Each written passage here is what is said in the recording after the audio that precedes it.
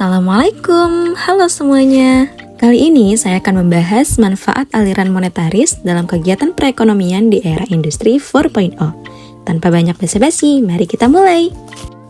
Manfaat praktis dan teoritis dari aliran monetaris pada kegiatan perekonomian di zaman industri 4.0.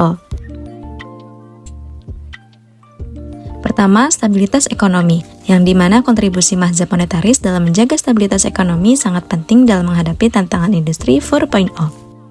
Kedua, pertumbuhan ekonomi, yang dimana prinsip-prinsip mazhab monetaris dapat mendorong pertumbuhan ekonomi yang berkelanjutan dan berdaya saing di era digital. Manfaat teoritis yang pertama, kebebasan ekonomi. Mazhab monetaris mendorong sistem ekonomi yang berdasarkan kebebasan individu dan transparansi dalam menghadapi tantangan industri 4.0. Kedua, peningkatan efisiensi. Penerapan kebijakan moneter yang cermat dapat meningkatkan efisiensi perekonomian dan mengurangi ketidakpastian di zaman industri 4.0. Kemudian yang ketiga, penciptaan lapangan kerja. Dengan menjaga stabilitas dan pertumbuhan ekonomi, paham mazhab monetaris dapat berperan dalam menciptakan lapangan kerja di era industri 4.0. Selanjutnya, contoh studi kasus.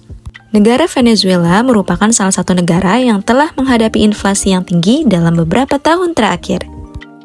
Hal itu disebabkan oleh beberapa faktor, seperti kebijakan ekonomi yang buruk, krisis politik, dan masalah struktural dalam sektor ekonomi. Alan Meltzer dan Bennett McCallum merupakan tokoh yang memiliki pandangan yang berkaitan dengan kebijakan moneter dan dampaknya terhadap inflasi.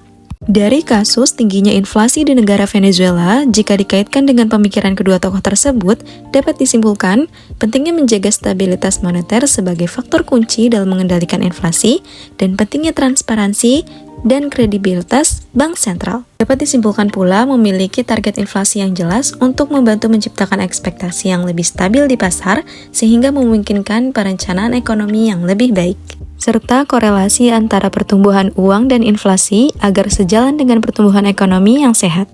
Solusinya yaitu melibatkan bank sentral untuk fokus pada stabilitas mata uang, melakukan reformasi struktural ekonomi, konsistensi dalam kebijakan moneter, dan berusaha untuk mendapatkan dukungan dan bantuan internasional untuk menstabilitaskan ekonomi dan mengatasi akar masalah inflasi.